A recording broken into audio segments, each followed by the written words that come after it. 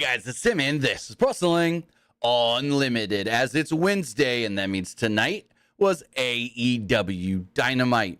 As far as tonight's AEW Dynamite does go, I thought it was a very easy show to watch. I thought it was a really good show. We got a few new matches built up, kind of, for the Forbidden Door pay-per-view.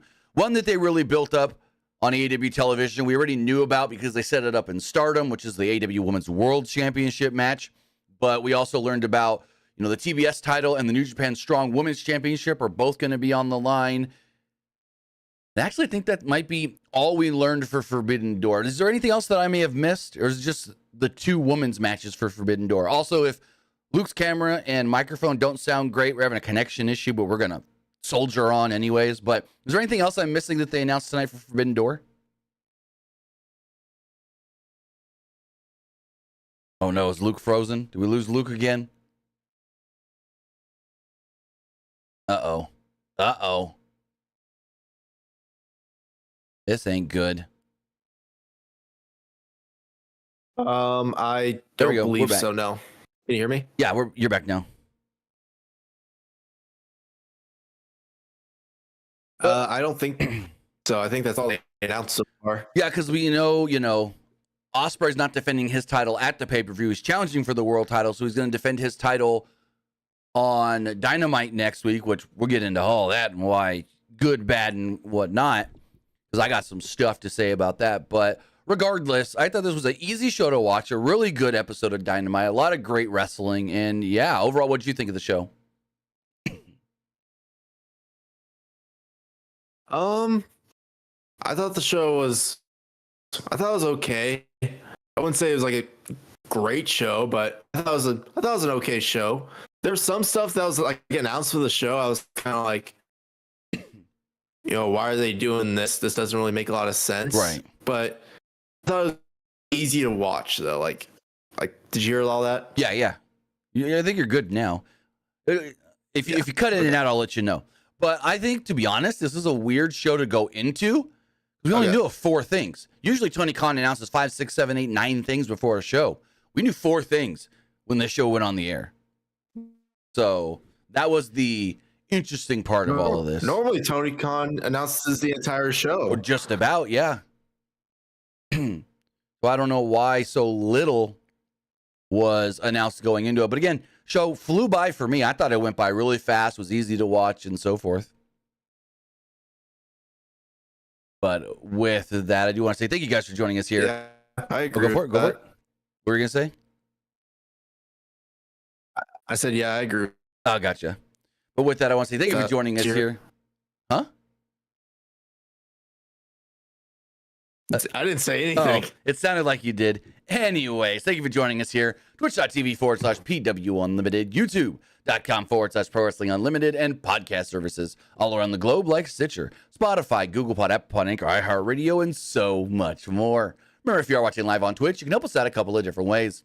You can either help us out by hitting that donate button down below or donating Twitch bits in the live chat. Also, remember, you can help us out by subscribing to the channel, one of 2 different ways.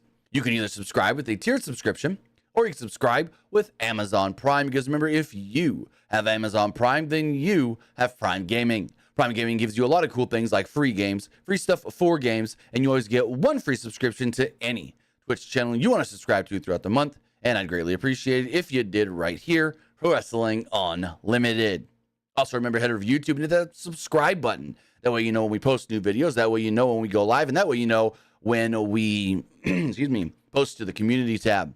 Also, if you want to support the channel, you can do so by becoming a channel member. You can do that by hitting the join button. Even if you do so at just the $1 tier, we greatly, greatly, greatly appreciate it, whether that's here on YouTube or at patreon.com/PW Unlimited. Finally, head over to the Epic Game Store. And I just clicked the wrong button. Head over to the Epic Game Store. Head over there and buy something.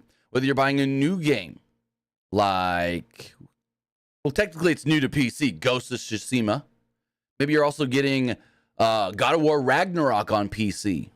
Heck, you're going to get that new DLC for the Elder Scrolls Online, Gold Road. If you do, use this code right here, PW Unlimited. You also got a couple more hours to claim Chivalry 2 for free on the Epic Game Store. And when you do, use this code right here, PWU NLIMITED, for all Epic Games and Epic Game Store purchases. Also, remember Lego Fortnite. They got some basketball stuff going on right now. You can get a bunch of different NBA jerseys for Lego Fortnite, like characters with jerseys and stuff. So that's really cool as well. Use the code PW Unlimited. But with that, as far as AEW Dynamite does go, let's get back over here. As far as Dynamite does go, show comes on the air, and immediately out comes MJF. MJF marches down to the ring wearing his leather jacket and immediately tells the crowd, or tells the production crew, turn off my music. Cut the music. MJF said, in case people wondered why his eyes are bloodshot and squinty, well, we're in Colorado, baby. Basically insinuating I've taken in part in some extracurriculars and might be a little high right now, is what he was saying. So after plugging his new T-shirt, he said he's here, put everyone on notice, and prepare to wrestle probably some guy. And he's prepared to wrestle some guy either from Japan or Mexico at Forbidden Door. MJF talks about erroneous claims and brings up the Rainmaker and how much money he makes, despite looking like he can't afford a gym membership. So he's talking about the physique of Kazuchika Okada, which is weird because later he talks very highly about the Elite. So I don't know about that one. Anyways, he said next, the guy who keeps, quote, swerving around, part of the Mogul Embassy, who all turned on him. Swerve Strickland refers to himself as the business mogul, but he must have skipped his public speaking course. The most erroneous claim was from a corny cockhead who said that he's the best in the world, bruv. MJF said that last time he checked, Will Ospreay isn't Chris Jericho, Adam Cole, Cody Rhodes, Hiroshi Tanahashi, Jon Moxley, Bryan Danielson, and Kenny Omega, since he never defeated all of them. But MJF said, I did. Ospreay wants to lie through his yellow, crooked teeth. Silly Billy isn't the best in the world. MJF is. MJF is the guy who did the impossible, becoming the face of AEW, creating some of the best matches and moments in this sport. He went from the most hated to the most beloved. MJF goes home to heal from his wounds, and revisionist history turns him and his name into a legacy. Well, this is all really good. And then Rush comes out. And we saw, last week, Rush said that he wants to go after MJF and this and that. Before we get to the Rush stuff, what do you think of MJF calling himself, the best in AEW, the face of AEW, which I think is true.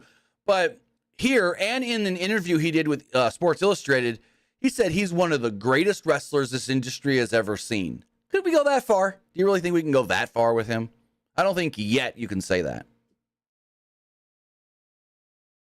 I mean, I wouldn't say he's one of the best that the industry has ever seen. Right. Not ever, no. But I do think he's definitely the most popular wrestler in the world right now. Yes. But I mean, not even ever. He's not at the level of Ric Flair was ever at, a Hulk Hogan was ever at, a Steve Austin, a John Cena, Dwayne The Rock Johnson. I keep going. There's so many that way. Like, I don't even think you put MJF yet. Not in top 10 for sure. But I don't even think you put him in the top of all time. I think it's too early to even talk about that. I mean, maybe you could put him top 25 of all time. Maybe. And I think he'll make top 20, top 15, maybe even top 10 by the end of his career. But right now, no. Great promo, though. Yeah, it's too early. It was a great promo. So Rush comes out, walks out on the stage, running down the crowd, saying that while MJF has been gone, he's been putting in the work. And I said, what work? So I looked up his cage match. Now, I know Rush was injured in the Continental Classic and took a month or two off to heal. But since he's been wrestling in 2024, he's only worked 8 matches, and only 3 of them were in the United States, which were 3 AEW matches recently. 1 on Collision and 2 on Rampage. So to say, while you've been gone, I've been putting in all the work. Nah, not that much. 8 matches in 5 months? 5 full, so no. So his first match back was February. So February, March, April, May, technically 4 months. So, yeah, I don't know what Rush's talking about, but putting in all that work. Yeah, no. MJF gets to celebrate returning and gets a big celebration. But where's his moment? Where's his celebration? Crowd starts giving him the what chant. We'll talk about that in a second. Rush then said that he's going to take his moment and then said his little tagline that I forget exactly what it is. But here's my question for you. So they were giving Rush the what chant. Do you think we could say that them giving Rush the what chant was racist?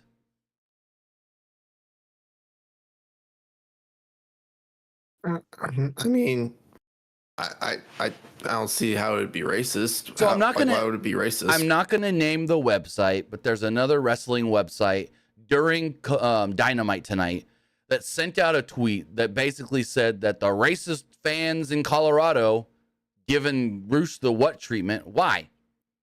How is that racist?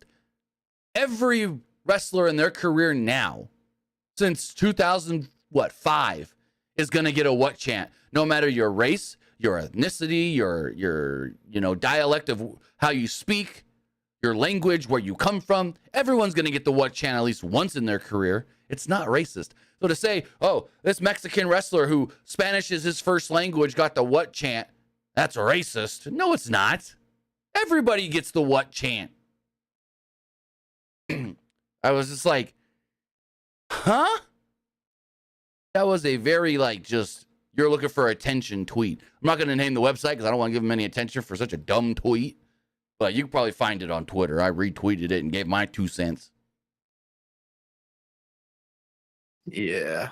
So MJF said that he understood none of what Rush just said and asked him to repeat it.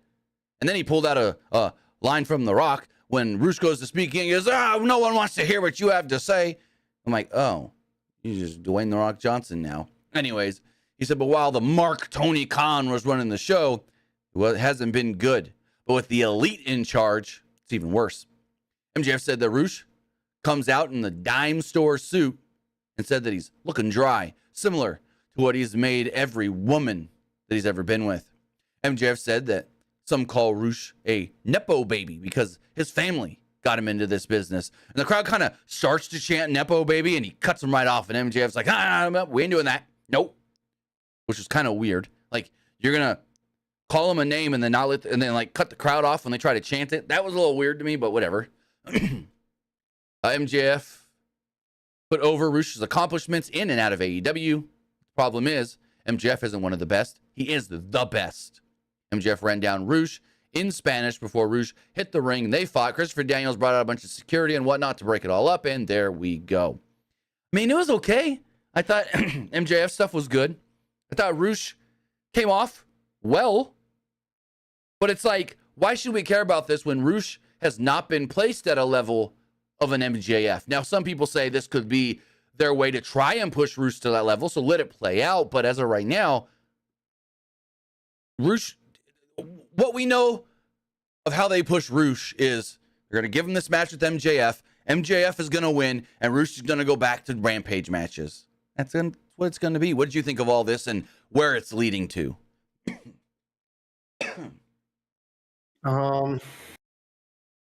Honestly, I feel like to me, they're just trying to give MJF something to do.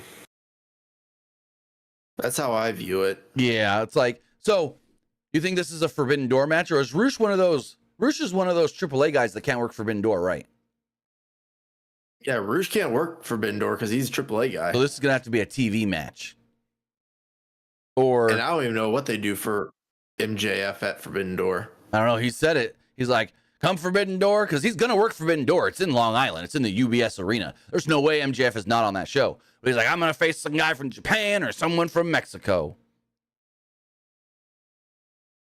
So we'll see what they do with that. But yeah, this is most likely just going to end up being probably like a Rampage, or not a Rampage, a Dynamite main event. And MJF's going to win. Like, there's no ifs, ands, or buts about that. MJF's going to win. We got a couple super chats here and Twitch bits. Super chats here say, do you think the entire Elite wrestles at the pay-per-view? So Jack Perry's most likely going to be in that ladder match. So there's one. I would assume the Young Bucks do. Young Bucks would have to. But the big question is, they're the tag champs. I mean, they don't have to, because you can do enough stuff with the crossovers and everything to where you can get it to where the tag champs don't have to be on the show. But I assume they are. But my big question is Okada. So do we get Okada versus somebody from New Japan, or do we get Okada versus somebody from CMLL? Well, give me like the Okada one is tricky. I would say, not to cut you off, but if I was booking, I'd say give me like Okada and Mystico for the Continental Championship. Maybe that'd be a good match. It would be, but oh, and you froze again. There you go. My big question is, like, when Okada left New Japan, he said, so my whole thing is with Okada, it's like when he left New Japan, he said, I'm leaving New Japan and planning on never coming back. Right. But we knew about the Forbidden Door stuff. That's why I'm asking, maybe he fights someone from CMLL, so it's not too soon for him facing just a New Japan guy after just leaving. You know what I mean? Yeah, but also, there's a lot of American fans that don't really know a lot of guys from CMLL. That is a problem, but you put him in there with a guy like Okada and you'll good match. That's why I said Mystico. You mean Mystico? Yeah, that's why I say Mystico, though. They are building up to, the reason. Go for it. Well, the reason why everyone knows who Mystico is because that's the original Sin Cara. Well, a lot of people know that, but still, there's a lot of people. I mean, a lot of people know that, but there's still a lot of people that don't know that. So, but here's the interesting thing with the Young Bucks. They're building up something with the Young Bucks and the Acclaimed, but how can that work for Forbidden Door? I mean, we're already getting the world title as AEW versus AEW, so I guess it doesn't really freaking matter at this point. Or are we supposed to think it's Forbidden Door because Swerve's from America and Ospreay's from another country? He's from the UK. Or what they could do, maybe they do the Young Bucks and two guys from Japan, like maybe like two heels from Japan, and the Acclaimed and two baby faces from Japan. There you go. Maybe do like a four-way tag. Four-way. Oh, 8-man tag. Okay, I can see that. But yeah, I think they all work the show. I think you get, and this is just me spitballing. Okada versus someone from CMLL. The Young Bucks do something, and Jack's going to be in that ladder match. He's got to be in that ladder match. There's no way he's not. They've teased it for 2 weeks in a row now. And then Falcon Fighter also says, when's Hangman coming back? You know, that's a great question. I've asked, and nobody knows. I've seen like Fightful been asked that question as well, and Sean Rossap's like, I don't know. No one's saying anything about Hangman. So, very interesting that he's been. When was his last match? His last match was Revolution, and then that's what I thought. They did the whole storyline that the Elite suspended him. Oh, that's for right. laying hands on a referee. Yeah. Okay, now I remember. You're right. Then we also have a Twitch bit donation from Esports Gaming Rules. It says Monet is going to be a double champion of Forbidden Door 2024, and Forbidden Door 2024 will be AEW's burial season towards the stars of New Japan / Stardom and maybe CMLL thanks to Tony Khan. I wouldn't call it burial season, but I just think they're going to finally get that New Japan Strong Women's Championship on Mercedes because the title was created for Mercedes to win in the first place. Like, that was the plan on creating that belt. It's, hey, here's a belt that Mercedes can have. She can defend it in the United States and this and that. Also, speaking of the New Japan Strong belts, President Tanahashi said this week, strong titles from now going forward will only be defended in America. Strong titles, once again, are American only. America, I think he said United States. I don't know if he said United States or North America. But regardless, the strong belts are America only. They are no longer going to be defended in Japan, he said. That way you can differentiate. Those are the American New Japan belts. We then got a video package. Makes sense. Yeah, it does. He said some other stuff. I didn't read the whole thing, but he has like a 10-point plan for revitalizing New Japan and their business.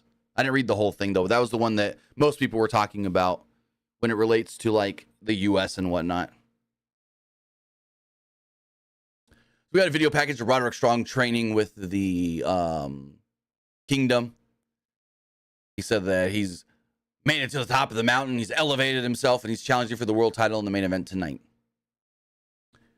So then we got a 4-way for a shot at the International Championship. And so let's talk about this for a second. At Forbidden Door, it is going to be Swerve Strickland defending the AEW World Championship against Will Ospreay. Now, tonight, we did see Swerve Strickland defend the championship against Roderick Strong. Here's my problem with all of this.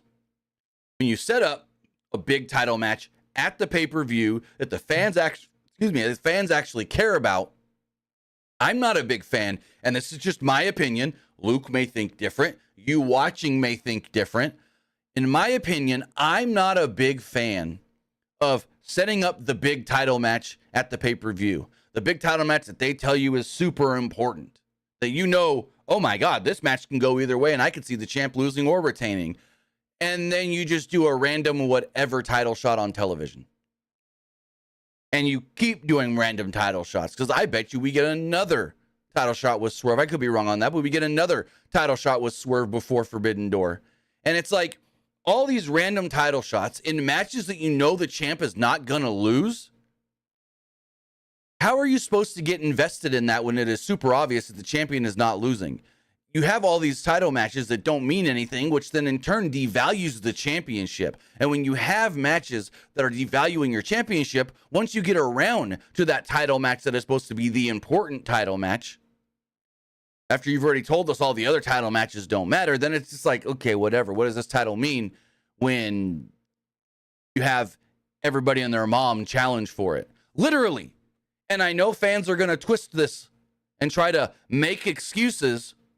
Roderick Strong technically last week lost a number one contenders match for a shot at the world championship. On Collision, Roddy told Tony Khan, I was supposed to be in the gauntlet, but I never got pulled to enter. Like, the match ended before he entered. So knowing that he was one of the competitors in the gauntlet means he lost.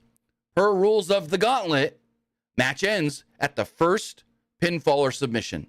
If you don't get out there in time, if you got a late number and the match ends before your number, which he would have been number 7 or 8 or whatever, oh well, tough noogies. But for him to just go bitch and moan to Tony Khan and be like, oh, I didn't even get to go out yet. And then Tony just go, great idea, title match. Am I wrong here in thinking that Roderick Strong did not deserve the title shot because he lost technically a number one contender match last week? Yeah, you're not really wrong with that. Yeah, I'm not a big fan of those like just random title matches. Like, it's like, oh, he would have made more sense if they did like. It would have made more sense if it was like a storyline that would eventually build up to it. Would have made more sense if, he didn't get a chance to come out in the gauntlet. So he goes maybe on Collision and attacks the champion. So Swerve then says, you know what? You attacked me. I ain't playing this game. I'll fight you next week and put the title on the line, if that's what you want. That would have made more sense than Tony Khan just going, you know what? You're right. Title shot. So then they never told us exactly how many people were supposed to be in that gauntlet last week. 8 people came out, I believe. You can correct me on that if I'm wrong. What if there were supposed to be, if it's a casino gauntlet match, we're in theory supposed to think 21, because we've learned in AEW, casino means 21. So what about the other, and I'm going to do some really shitty math here. 21 minus 8 is 12? No. 13? 9, 10, 11, 12. 13. What about the other 13 guys that we think were supposed to be in that gauntlet match? Are they all going to get title shots too because they didn't get to come out yet and the match ended? No. Per the rules of the gauntlet match, you got a late number and the match ends. Oh, well. So, not a big fan of Roddy getting that title shot tonight. Also, the reason I mentioned the number one contender match for the international title is because Kyle O'Reilly. What the fuck is Kyle O'Reilly doing in a number one contenders match when just a week and a half ago he lost a match against Will Ospreay with the International Championship on the line? Back of the line, Bubba. Or do like I said Roddy should have done, attack the champion to piss off the champion to get him to give you a title shot. But just to say, well, Kyle O'Reilly, he gets another opportunity to get an opportunity. No, he just lost to Will Ospreay with the title on the line. Granted, he didn't win this, so I'm bitching and moaning for nothing. But in the big picture of everything, someone else should have got this opportunity to become number one contender, if I'm being completely honest.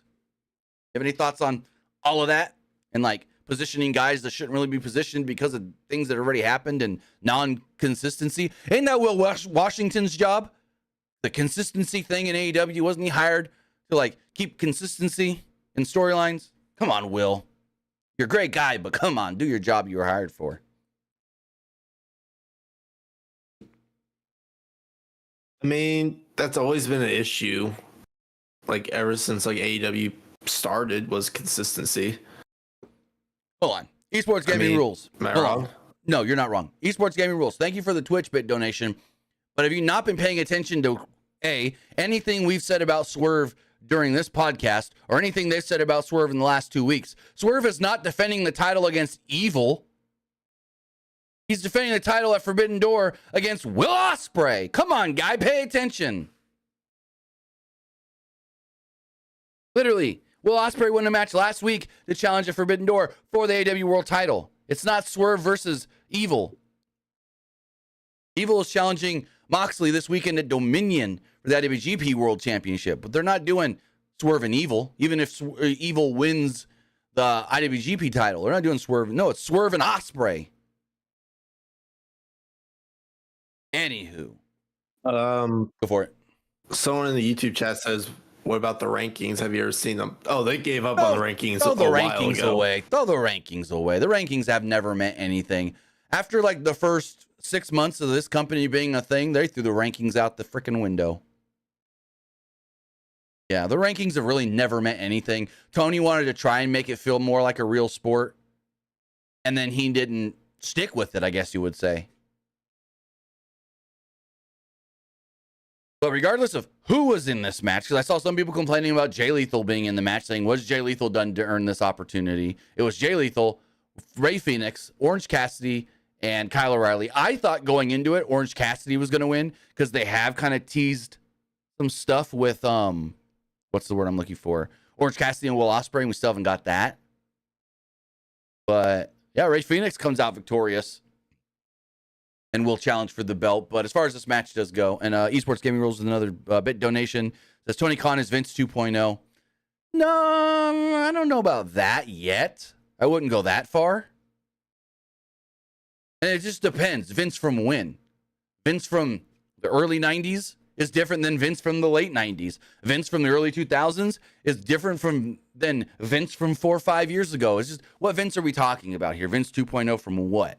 You know, there's very different Vince McMahon bookings, like booking styles throughout his, 40 years in charge of that company.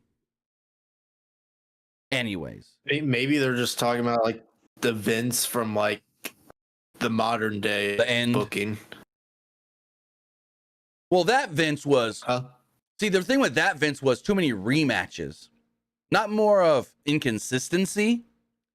Like there was a lot of inconsistency, but Vince just loved, oh, well, I thought this match was okay on Raw, so let's do it again next week for the hell of it.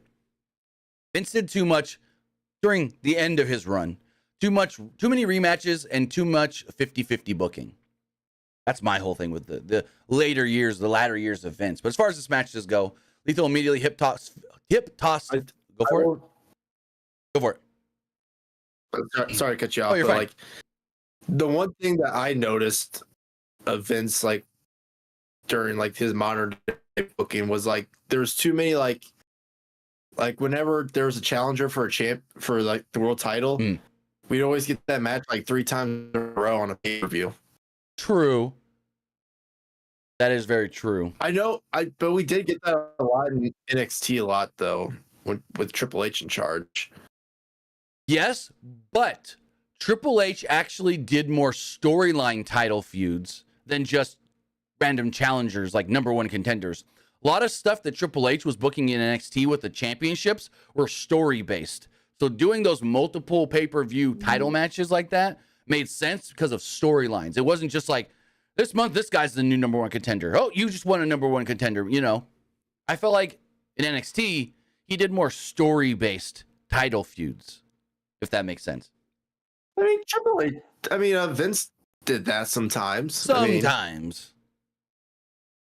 Like, I know, like when Bray Wyatt like challenged Seth Rollins, for example, that was storyline because Bray Wyatt attacked, and we got Seth that. Rollins. We got that. What? That was storyline.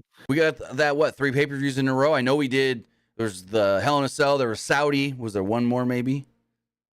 Before that? No, it was just the 2. Because then he moved on to the Miz, right? After that, the Fiend. I remember that December pay-per-view he fought the Miz because he did the Miz home invasion storyline.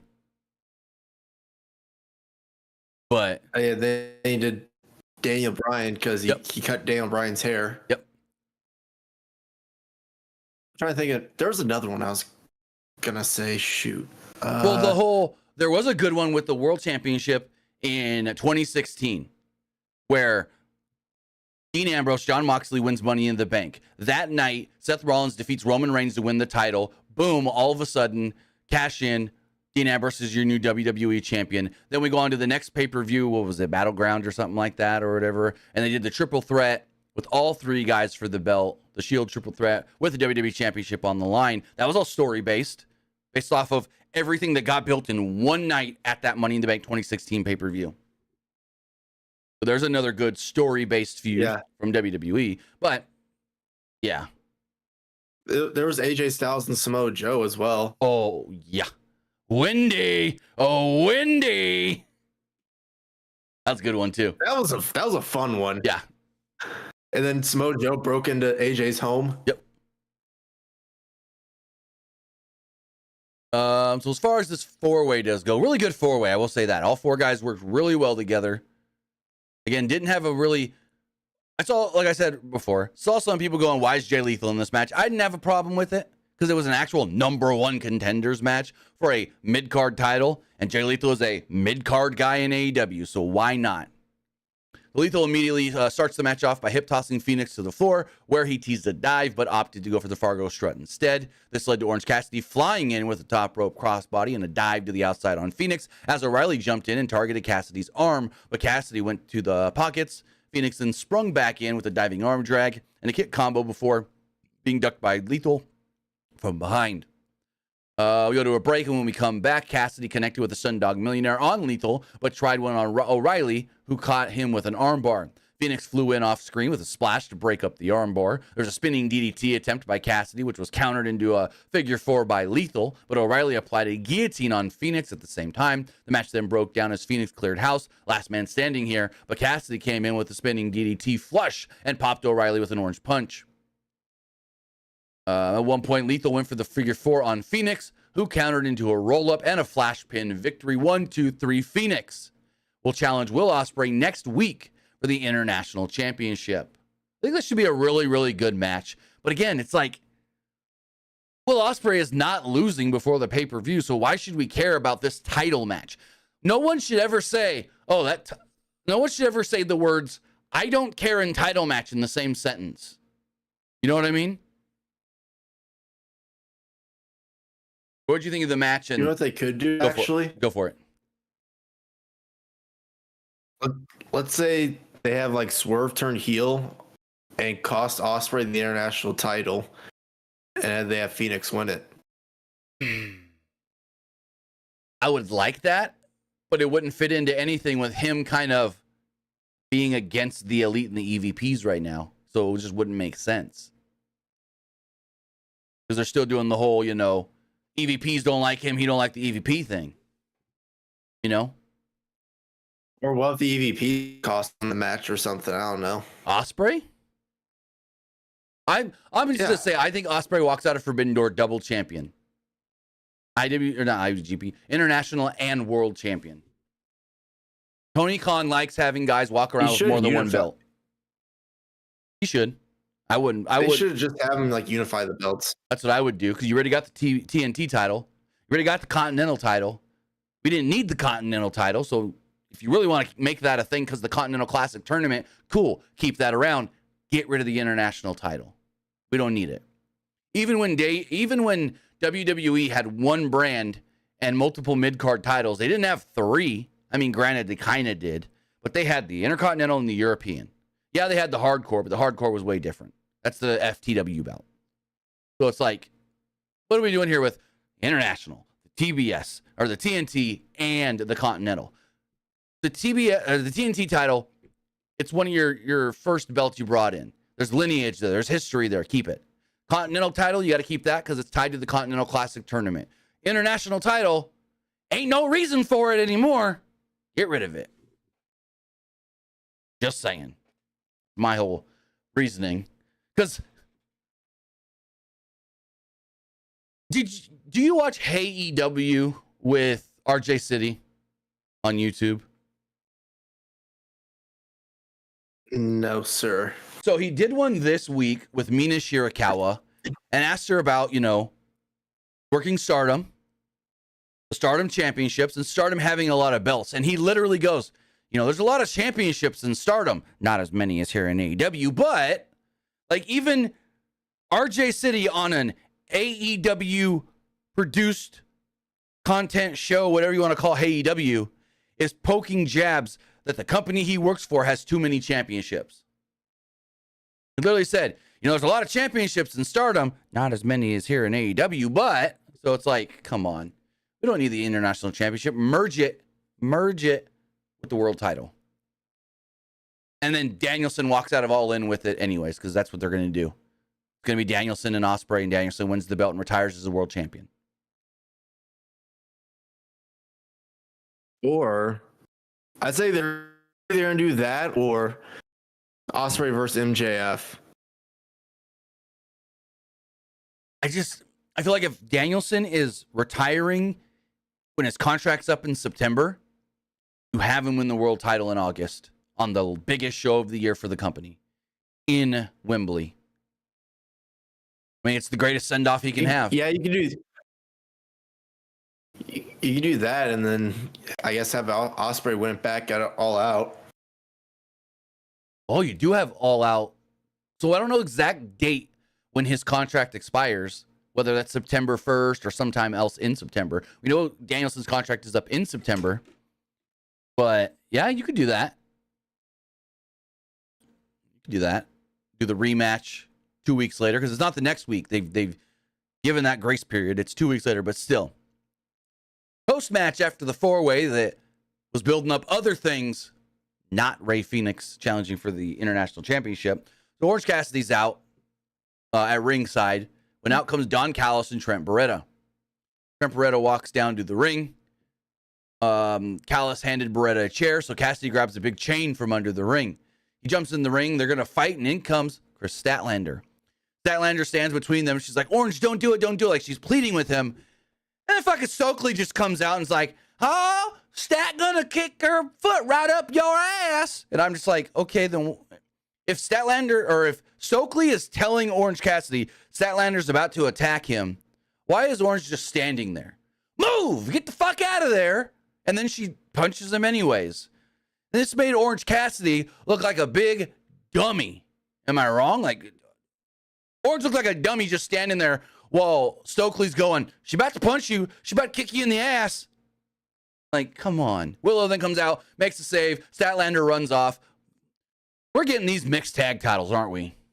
It's going to be Trent and Statlander against Willow and Orange with these mixed tag titles on the line, huh?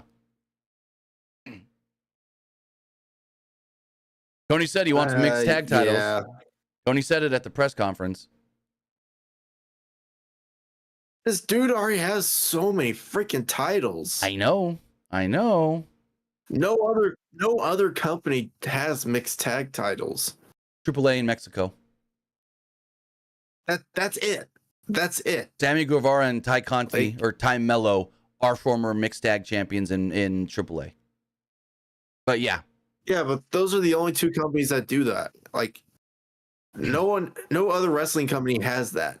Give me a tournament and do AEW's version of the Mixed Match Challenge. Yeah, but when WWE did the Mixed Match Challenge, I think it was more of a charity thing, though. No, it was they were being paid by, well, it could have been. I think at one point it was, but basically it was Facebook came to them and said, hey, can you create us some exclusive content that's only going to be on Facebook?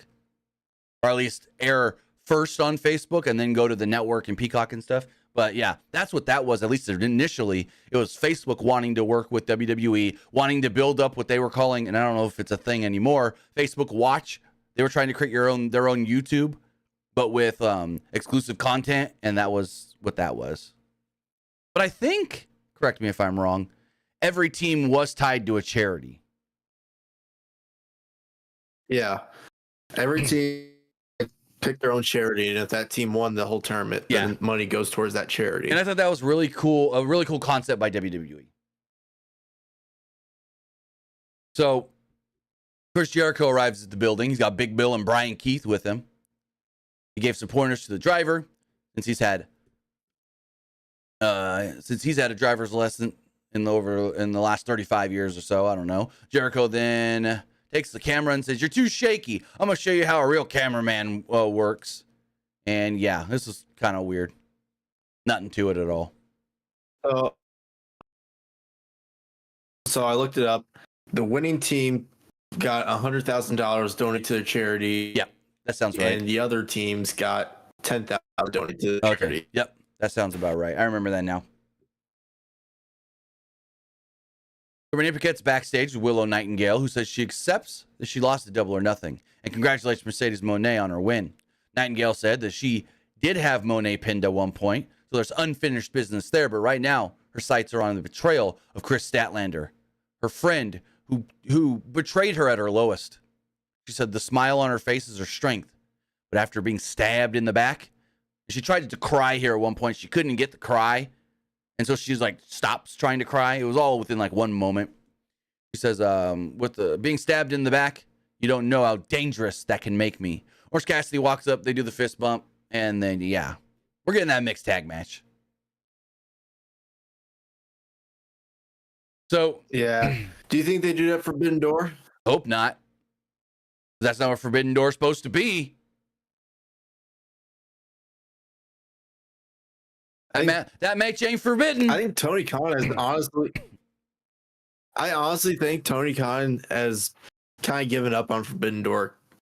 I mean, we already see that with the main event. Just like,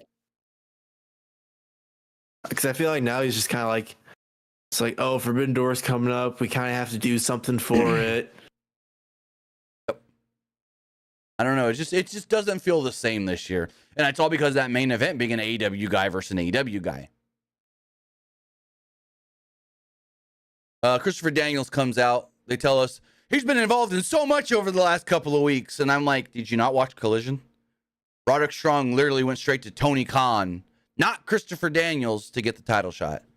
We already know that Christopher Daniels in this interim EVP role means really nothing. Anyways, he says we're going to have another qualifying match for the ladder match for the TBS Championship. And then he introduces Brian Cage and Mark Briscoe, with Mark Briscoe picking up the victory and entering into the ladder match to possibly become the new TNT champion. So Brian Cage wasted no time early on controlling the action. He used his power over Briscoe's speed and kung fu, or should I say redneck fu. Briscoe threw a chair in the ring at one point, but Paul Turner quickly removed it, as this allowed Cage to recover and take control on the outside. After a superplex from the apron into the ring, it was all Cage through a commercial break. Briscoe mounted a comeback after the break with redneck kung fu. As we saw Don Callis and Konosuke Takeshita watching from the crowd, Takeshita has already qualified for the ladder match. Briscoe was bleeding from the mouth at one point, and Cage sent him crashing into the outside. Briscoe then set up a chair on the outside and went for a somersault. Oh no, Cage was sent to the outside. Briscoe then went for a somersault dive. Back inside, there was a shotgun dropkick that got a 2. As we see Jack Perry watching in the back. There's a Jay Driller blocked by Cage, who hit a ripcord elbow and a sit-out pump handle for a 2. There's a spinning Liger bomb that got Cage a 2, but ultimately Briscoe floated over, hit a rolling DVD, a froggy bow, and picked up the victory. So we know of 2 names now officially in the ladder match. It's Konosuke Takeshita and the ROH World Champion Mark Briscoe. What do you think of the match before we get to the Jack Perry segment?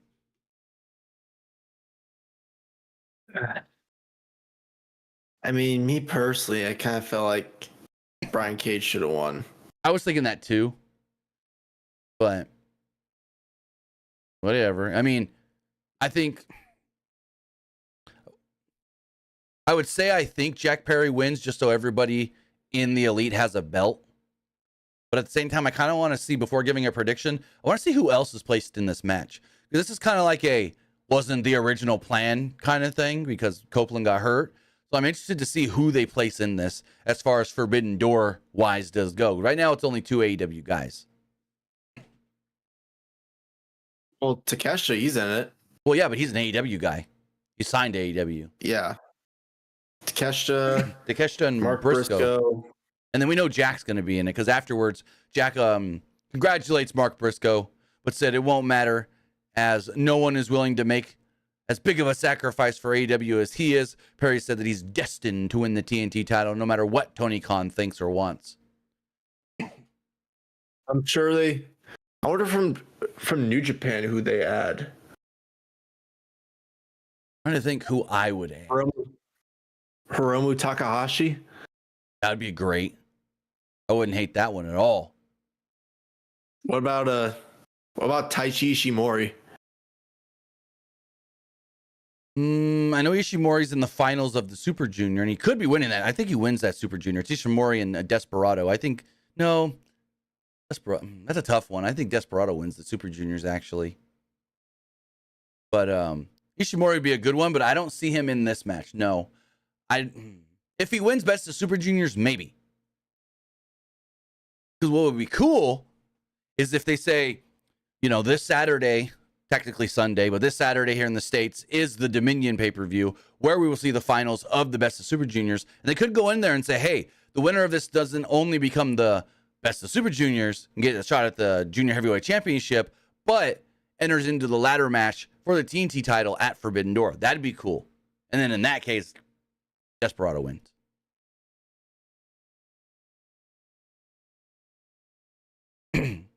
I mean, maybe.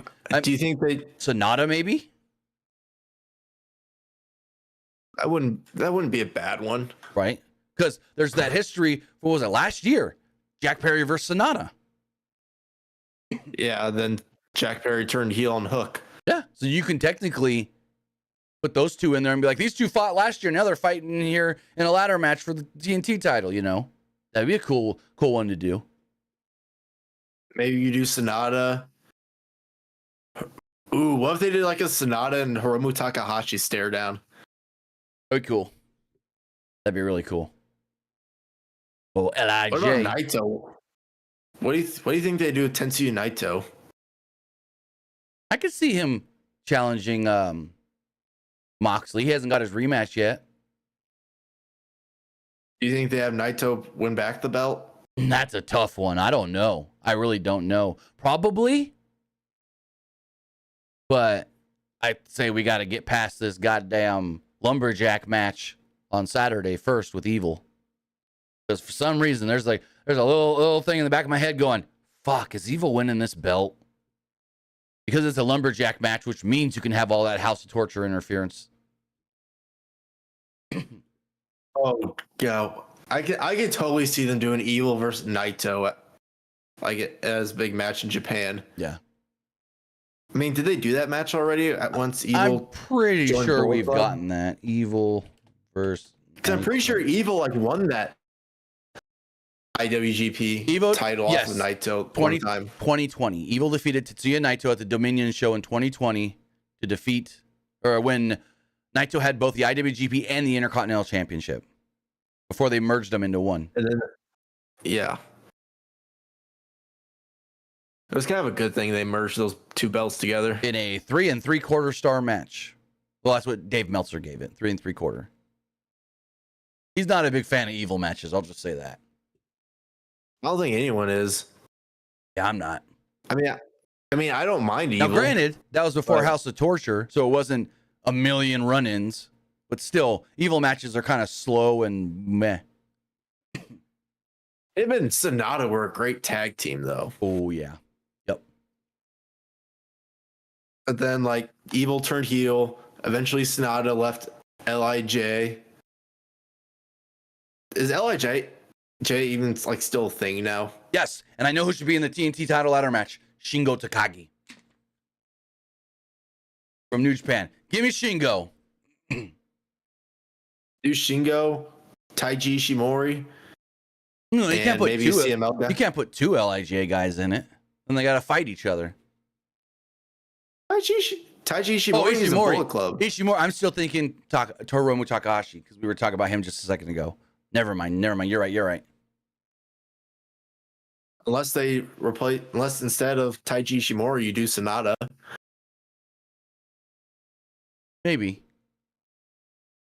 But yeah, I don't know who they're going to use Forbidden wise. Because at least when they did this and they had the big multi-man title match before, when they brought in the All Atlantic title, it was supposed to be a wrestler. Each wrestler in the match represented a different country. But we'll see how that all does go. Renee Paquette's backstage. I don't know what. Can you explain to me what this goddamn Hook Samoa Joe stuff is? Why is Joe all of a sudden wanting to be buddy mentor for Hook? I don't understand this at all. If I missed something on a Collision or Rampage, because I remember like Hook was about to come out, was it last week or the week before, and go after Jericho. Joe then comes out and just like, hey, I don't think you should be doing that, and then they just walked off. I don't know what this friendship alliance is. Yeah, I don't know. I really don't. So Renee's backstage with Hook and Joe, who said that he wouldn't call this a mentorship, when all of a sudden in would come Mark Sterling, Ari Daivari, and Tony Nese. Nese basically told them they need to stop eating Funyuns all the time. And then they made fun of Tony Nese because he never wins matches. And then Hook tried to get at him when he stole the Funyuns from him. Joe held Hook back. And then they said they'll handle them in their time. So I guess we're going to get Tony Nese and Ari Daivari versus Hook and Joe at some point.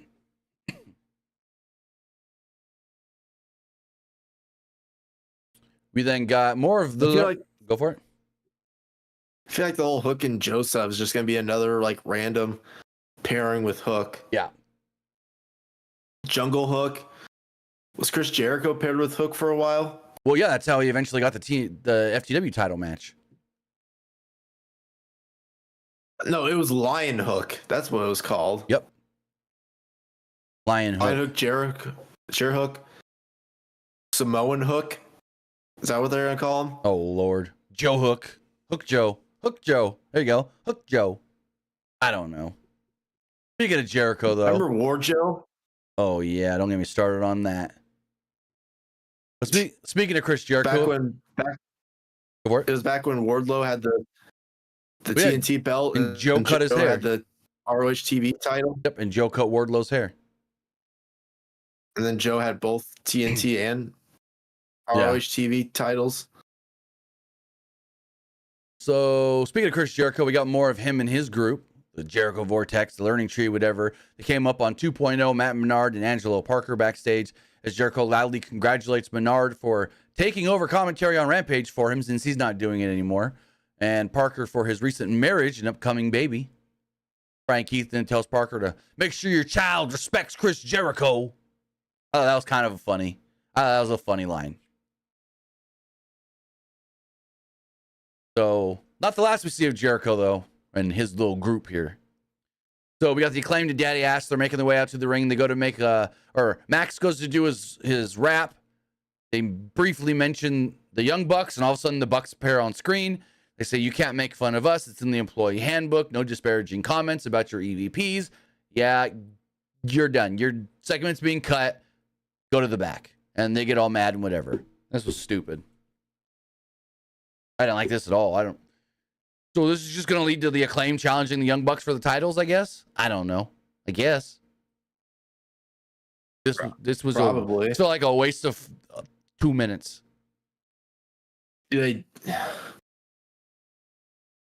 What's after Forbidden Door? Is there like another pay-per-view after Forbidden Door? Or is it straight to All In?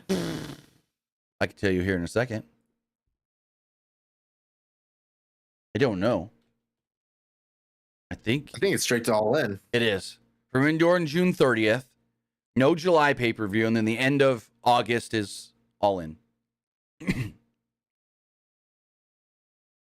Which What if they do this match at? Go for it. What if they did this match at All In? That's like 3.5 months of build. That's really stretching it, though. Or they could probably just do it as like a regular like TV match. Gotta be a TV main event or something.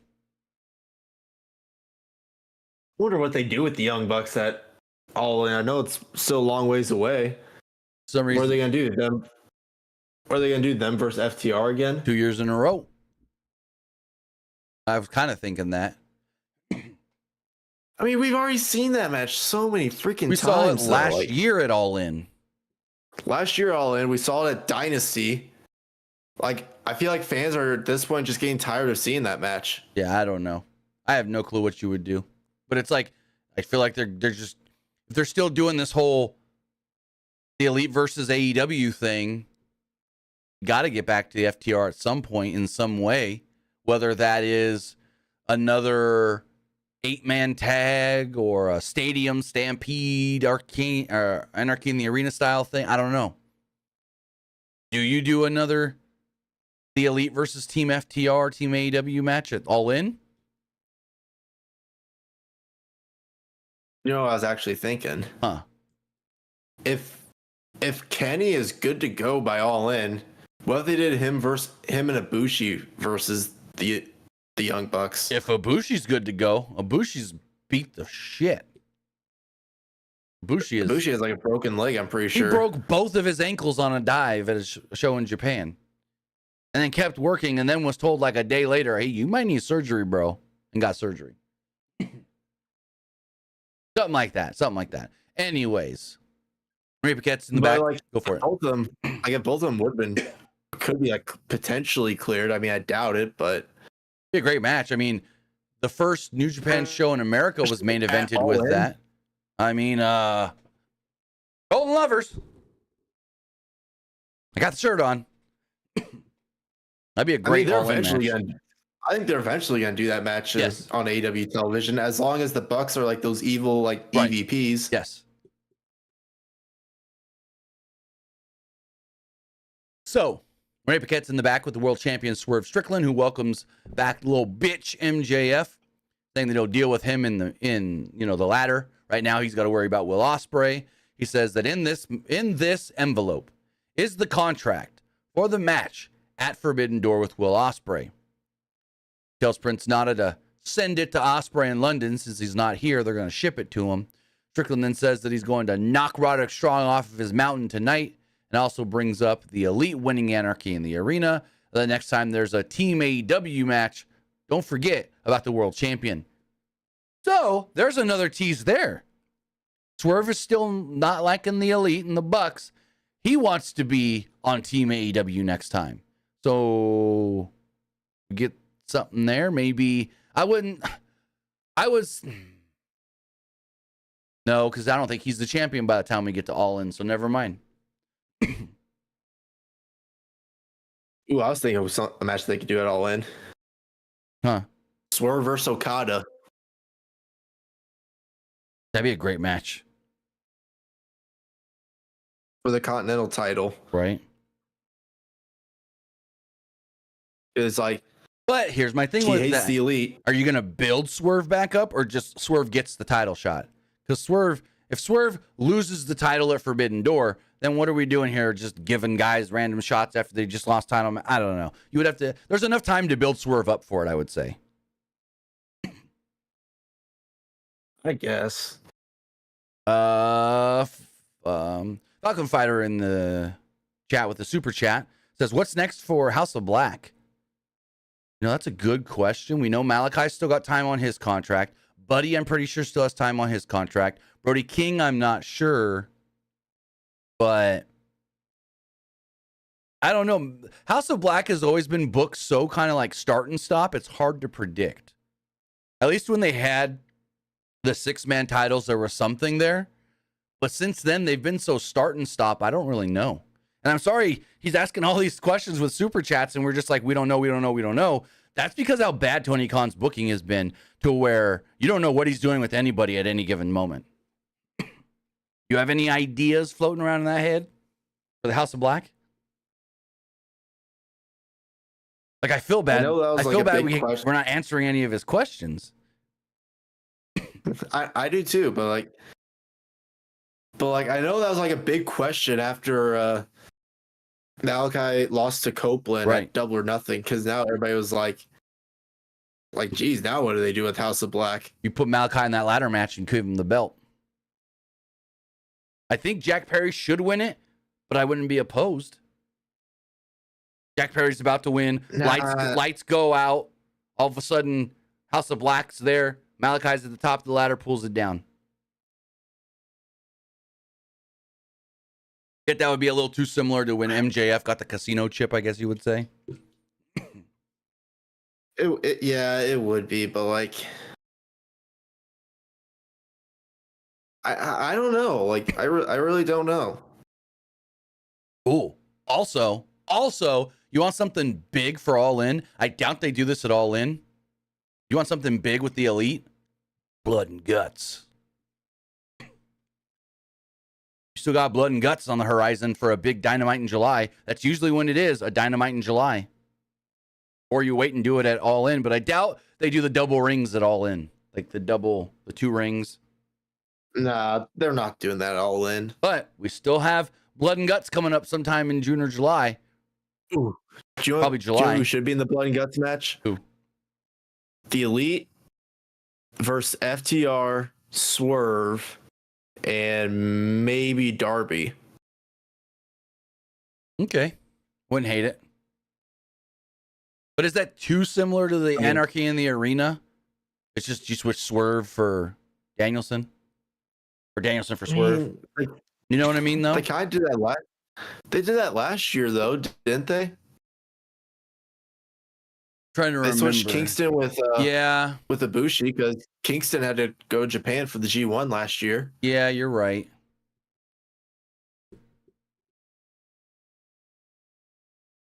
So moving forward, Excalibur informs us that we're getting title versus title of Forbidden Door. The TBS title and the New Japan Strong Women's Championship will be on the line when Mercedes Moné takes on Stephanie Vicure. They then run a video not telling us who Stephanie Vicure is, but just Mercedes saying, I was supposed to win this title last year, and then I got hurt, and Willow beat me, so I'm going to win the title now. Then I was making dinner, so I didn't get many notes for this match. It was the 8-man tag. I was trying to watch the match, but there was so much going on in this match, and I didn't really get too many notes. I was, again, like I said, making dinner at the same time. But it was the BCC, Jon Moxley, Bryan Danielson, Claudio Castagnoli, and the finally returning Wheeler Yuta against Volador Jr., Magnus, I'm going to butcher this name, Rohigio, and then Esfinage, butcher those 2 names, I apologize. But this wasn't even a bad match. There was a lot going on. I felt like it broke down in just a bunch of brawls many, many times. And Wheeler Yuta started off the match with Esfinge, I think is how you say it. And then the match broke down really quickly. It was just everyone brawling. It finally kind of calmed back down at one point, and Yuta and Esfinge, they did like a fast-paced kind of lucha style thing. Moxley and Claudio then jumped in to clean house. Magnus then fought free after a break. Esfinge used his speed to thwart an attack from all members of the BCC. After wrapping Claudio up like a pretzel, Esfinge nearly got the pin and then missed a springboard, with Moxley meeting him with a cutter. At one point, Magnus did double knees in the corner, but wanted it again and ran into a giant swing from Claudio as Moxley was there for the drop kick mid-revolution. Love they do that spot. The callback to TJ Wilson, Tyson Kidd. Volador then flew in with a float over Code Red, but Danielson broke up the pin. Tags made with Yuta and Rosario, however you say it. And he made some, there were some fast sequences here. I feel like they really used Wheeler Yuta well with the luchador guys. Like, he can keep up with them. He's quick, very solid and fluid with all their stuff. So, yeah, this is awesome chance at one point as Moxley and Claudio cleared house, with Moxley hitting a paradigm shift on Magnus, while Volador Jr. hit a deja vu head scissor on Claudio. Danielson then flew in with a Busaku knee on Volador as Yuta hit a spinning angle slam, seatbelt pin, and got the victory. Wheeler Yuta picks up the win for the BCC. What'd you think? Honestly, not a bad win for Yuta, especially in his return. I thought Wheeler Yuta was the right. Yes, I would say the same thing. Right choice. So Chris Jericho approached some guy in catering, helped him show him the proper way to scoop some food in your bowl. This was dumb. Like, what the shit? The whole Jericho stuff tonight was stupid. I thought the stuff with 2.0 was okay because of the history there. Other than that, I didn't really care for any of the other of it. I know the stuff with Private Party wasn't bad. True. That was all right. The camera's caught up with the Acclaimed and Daddy. Oh, go for it. I don't know. I feel like Jericho's acting in this was pretty bad. But that's the point. He's supposed to be acting bad. It's supposed to be cringeworthy. It's supposed to be, I don't like it on purpose. Like, it's on purpose. He's trying to make the acting and the character and everything as bad as he can on purpose. That's the gimmick. I still don't like it, though. You're not supposed to, technically. I know, but still. Like, there's a difference, though. Like, there's a difference between that, though. There's difference. Like, right. I don't like it, but he's still doing a good job with it. But you're not wrong. But now it's like, I don't like it, but I just don't like how they're doing it. Right. Where was I? Cameron's caught up with the Acclaimed and Daddy Ass in the back, trying to barge into the Elite's locker room. But we're held back by the Elite's security. He said at some point, the Bucks will have to deal with them. They call the Bucks jackasses and walk off. The Bucks then bring in the Patriarchy into their office. Christian Cage says that he wants another title shot. Patriarchy deserved gold, and he demands a shot. Matthews said that they agree, but they don't have as much power as they thought they did anymore with Tony Khan back in the fold. But you scratch our back, we'll scratch your back, and we'll see what we can make happen. And so Christian and them just leave. So Christian in the ladder match, maybe? I mean, Christian was already TNT champion. Right. But, like, we don't really need him to be TNT champion again. He already had his run with the TNT belt. We don't need it. But, yeah. Like, I still think they should do, like... Go for it. I still think they should do some more stuff with Christian, even though he's not, like, competing for a belt. Right. I do, too. But it was interesting that... like, Go for it. Actually, you can go. I was to say... It was interesting that Matt said, with Tony Khan back, we don't have as much power as we thought we did anymore. So that's something to look into and to keep, in the back of your mind of them saying, because they wouldn't have said that for nothing, I don't think. Because he was like, yeah, we could just give you the title shot, but you saw what happened last week when Daniels came out. Tony Khan's back, so we can't just do whatever anymore. So is that a tease of we got to get rid of Tony Khan again? Oh, God, they're going to beat up Tony Khan backstage. They're going to beat him up and Christopher Daniels. Right? And then who are you going to bring? Who are you going to bring in after that? Then they're going to be like, now we control All In. Oh, Lord. If they're like, oh, actually, I wouldn't hate that. Like, right before All In, they beat up Tony. They take out Daniels. And then, like, they're in charge. And so, like, the overarching story of All In is that they are running the show. I actually wouldn't hate that if it felt different, because those weeks that Tony Khan was gone and they were in charge still felt like the exact same show, nothing different other than they had that special entrance video.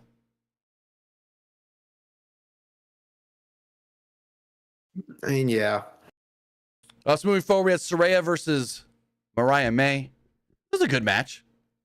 I thought Saraya winning was a little bit of a surprise. Just to kind of like, whoa, hey. So Storm gave May, who was dressed like the Outcast, a kiss And Saraya was Mariah was shocked by it. She thought that she was just going to kiss Tony on the cheek. Then Tony kissed her on the lips, and she was like, and then they went on and did the match. So Tony Storm was on commentary for all this as well. Saraya attacked May before the bell, but May quickly fired back with a forearm. Storm then tells May to smash Saraya's tit. And she said, "This is AEW where the breast wrestle." Pop Taz a little bit. May then hit the spinning side suplex as Saraya was forced to regroup on the outside. Chase was on as Harley Cameron missed a lariat, but Saraya hit a thrust kick to take control during a commercial break. May then mounted a comeback with the charging corner forearm, handstand head scissors, and a shotgun drop kick off the top for a 2. May then connected on a sweet cheek music for a 2 as Saraya battled back with a nightlight cradle DDT that struck May flush for a 2 of her own. Saraya then applied a sharpshooter chicken wing as Storm pleaded that May can't stay in there for this long, and May eventually did tap out and give up. Tony Storm rushed to the ring, protected Mariah May. Saraya and Harley Cameron attacked, put the boots to them. When out would come Mina Shirakawa. Before we get to the post-match, what do you think of the match itself? I mean, match wasn't horrible. I didn't hate it. I thought it was well worked. Yeah. There was also an overarching story, like from commentary at least, that Mariah May used to look up to Saraya because Saraya was the first female from, like, the first British female wrestler that made it big time. So, like, Saraya was that one that all the other girls in the UK looked up to because if she can make it, we can make it. But now, knowing Tony Storm and the relationship between Tony Storm and Saraya, she's going to side with Tony Storm. Anyways, Mina Shirakawa comes out and clears house, comforting Mariah May as Tony Storm tries to do the same thing. And then they're kind of both on the chest of Mariah May, and they tell us at Forbidden Door, it will be Tony Storm defending the AEW Women's Championship against Mina Shirakawa, which we already knew because the video that played this past weekend at the Stardom show. Taz was demanding, what the hell is going on? He's like, what the hell is going on? Can someone explain this to me? And then, yeah, because, like, Mina Shirakawa kept, like, rubbing her boobs and everything. And if you watch, like, I don't know much about Mina Shirakawa, but if you watched her episode of Hey EW with RJ City, her having big boobs is a big thing of, like, her gimmick. Because, I guess, you know, I hope this doesn't come off bad, but this is based off of what she said on Hey EW. Most women in Japan don't have big boobs, so she's got big boobs, and so she stands out, and that's her thing. Standing out with big boobs. So, yeah. Also, they need to let Mina Shirakawa speak a little bit, because she's got pretty good English.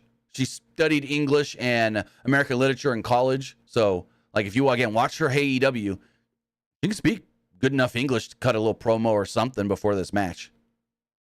I don't think I've ever heard her speak. Yeah, thick Japanese accent, but you can easily have a conversation and cut a promo in English. Easily.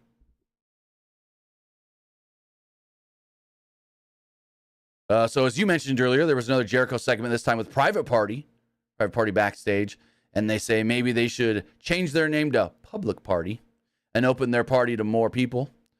Keith said that they've distracted Jericho, who said next week they're inviting Private Party to TV time with the Learning Tree. I guess we're getting that segment next week. Any thoughts on this? What if Private Party ends up joining the Jericho Learning Tree or whatever it's called? Well, I mean, I get it. We've only had one. But the last time they had a guest on the Learning Tree, that guest joined the group. Brian Keith. Brian Keith. Yeah, Brian Keith. Because last week was the first ever TV time with the Learning Tree. Brian Keith showed up. Now he's part of the group. So, and we said, what did we say last time? They need a tag team. Private Party can be that tag team. Jeez, I feel like Private Party, ever since they've been in AEW, they've always been like just like someone else's lackeys. I mean, at first, no, but for the most part, yes. It was like at first when they were having like matches with the Young Bucks and all those, like they had great matches early on, and then it was just like, oh, now they're like, I liked early Private Party when, yes, they were the gimmick, but they focused more on their in-ring. Now they focus too much more on the gimmick. And they ended up joining Matt Hardy. They were the lackeys with him. Then they left Matt Hardy and went to Andrade. Mm-hmm. And then they were they with Rush? Well, wasn't that a whole thing, Andrade Rush together in one group? Wasn't that the same group? Yeah, but then Andrade got hurt. Then Rush kind of took over. Yeah, so it was all the same thing. Yeah, but then they left that group and went back to the Hardys. Yep. Brother Zay. Or I think I think they were with Stokely Hathaway, because I think they did the whole thing. Stokely Hathaway bought their contracts or something. That I don't remember. I'm pretty sure, yeah. And then the Hardys had to fight for their contracts. That's when they did the whole I own you thing. Well, I own your contract. With the Ethan Page stuff as well. Yeah, but then they bought Ethan Page's contract. Okay, yeah, I know what you're talking about now. And then that's when they did the whole thing. Ethan Page did that Hardy that was Boy dance with the Hardys. That was also while Mark Quinn was out injured, a lot of that as well. He was gone for a while. Yeah. Then Bryan Danielson cuts a hell of a promo in the back. Danielson put over Wheeler Yuta, winning the big 8-man tag tonight, and said he couldn't have been prouder. Danielson said 8 months ago, he said that this was his final year as a full-time wrestler. And again, remember, he keeps saying as a full-time wrestler. So just because he's not full-time anymore does not mean he's going to have his final big retirement match at All In. It's just he's not full-time anymore after, September or whatever. So remember that. But he said, let's be honest, it hasn't been what he wanted. He lost to Christian Cage, lost in the finals of the Continental Classic, lost to Okada in the Tokyo Dome, and every big match he loses. As the straw that broke the camel's back was losing Anarchy in the arena. Danielson said his career isn't over yet. So when Tony Khan announced that the winners of the Owen Hart Cup tournament would be getting title shots at All In, he knew that was how he was going to get his last shot at the big time. Going all the way to the top, going out on top. So I like this. He's like, hey, I keep losing. I got to find a way where I can get a shot at the world title, because that's what I want before I semi-retire. And maybe I win this tournament. That's why I suggested Ospreay beats Swerve for the belt. Ospreay keeps the title till All In. Danielson wins the tournament in July. Bing, bang, boom. You've got about a month and a half of build of Ospreay, Danielson to the AEW World title.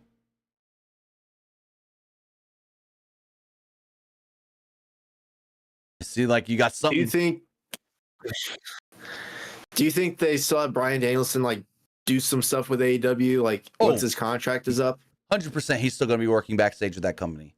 He's not going to be on the road every week and, there and doing. He's still going to do stuff. He'll still have.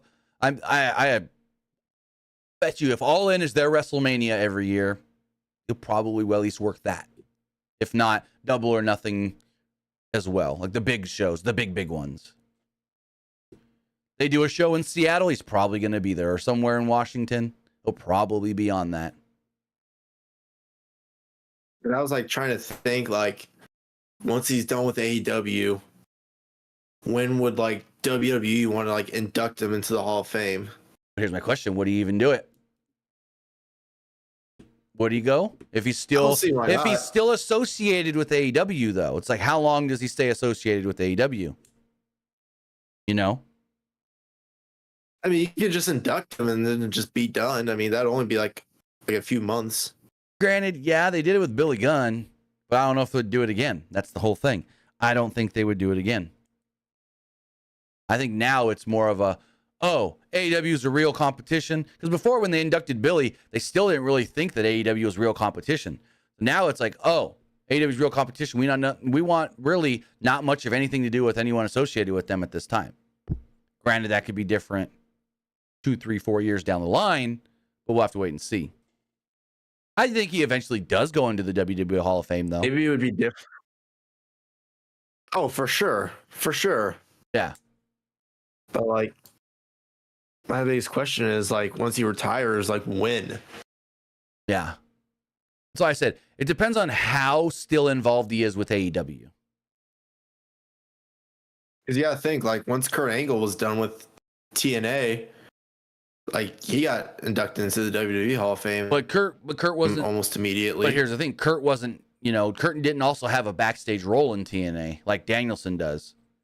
Danielson helps the creative. Danielson's on the disciplinary team. Danielson's got more roles than just a wrestler in that company. So that's the other thing you got to look at. Just because he's not a full-time wrestler with them anymore doesn't mean he's still not working with or for AEW. So we move on to our main event. It's Swerve Strickland defending the... Go for it. What do you got? Someone in the YouTube chat said, I think they love Bryan Danielson so much they'll induct him in the Hall of Fame, even though Danielson's still in AEW. That's a tough one. I don't know. I really don't know. It's like they should put Dustin in the Hall of Fame, but they're not going to do that while he's still with AEW. I think Cody actually said it. Dustin's contract is also up this September as well, Dustin Rhodes. I mean, he'll go in as Gold Dust, but I still think Gold Dust deserves to be in the WWE. There's so many guys in this WWE Hall of Fame where I'm like, if they're in it, Gold Dust has to be in it. I think. You think what? Gold Dust has to be in it. Yes. Jericho for sure has to be in it, but 100%. They're not putting Jericho in it as long as he's. No, not when he's on AEW they're not television. Put Jericho in the Hall of Fame until, as long as he's with. Yeah. Yeah. So we go to our main event for the AEW World Title. It's Swerve Strickland versus Roderick Strong. Great TV main event. I will say that right off the jump. Great TV main event. Not a big fan of it being for the title, but again, I thought this was a great match. After a slight feeling out process, I guess you would say, Strickland picked up the pace with the handstand head scissors. There's a dodge to a jumping knee, but Strickland tried to go for the house call, only for Strong to take the powder. Back inside the ring, both traded corner strikes, with Strickland flying in with a drop kick to the knee. Strong then took the hard buckle, but Matt Taven ran distraction enough for Strong to recover and hit a backbreaker across the top rope. Taven and Bennett then talked trash to Strickland before Strong hit a baseball slide, only for Strickland to catch and catapult him into the post, leading to a commercial break. Back from the break, Strong gained control over Strickland. He targeted his spine and then fired off a desperation swerve. Strickland fired off a desperation swerve stomp out of nowhere to create the reset.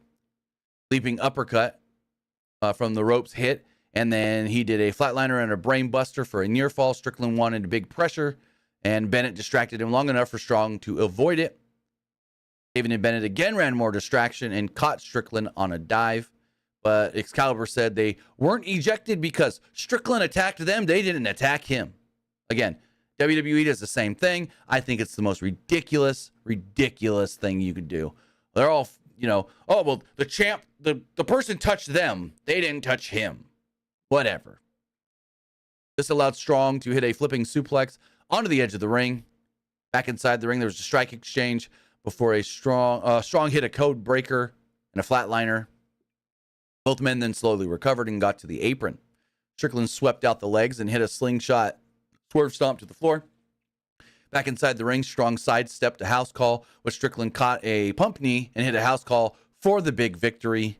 Then they told us yet again, don't forget, at the pay-per-view, Strickland versus Strong, or Strickland versus Ospreay with a title on the line. What do you think of the main event match? Honestly, the main event was kind of just there. You don't like it or what? Like, it didn't really do a lot for me. Well, see, that's my thing too. I like the match as a match, but I never actually fully got invested because I'm just sitting here waiting for Swerve to win. I never got invested to the point where, oh, I thought Roddy got him. Nope. There was never that Roderick Strong near fall that made me think, oh, is that it? Nope, because I knew there's absolutely no chance Roderick Strong wins. So that is going back to what I ranted about earlier of meaningless title matches when you know the champ is not going to lose. Usually I don't like putting 100% on anything. This, yes, 100%. I knew Swerve wasn't losing.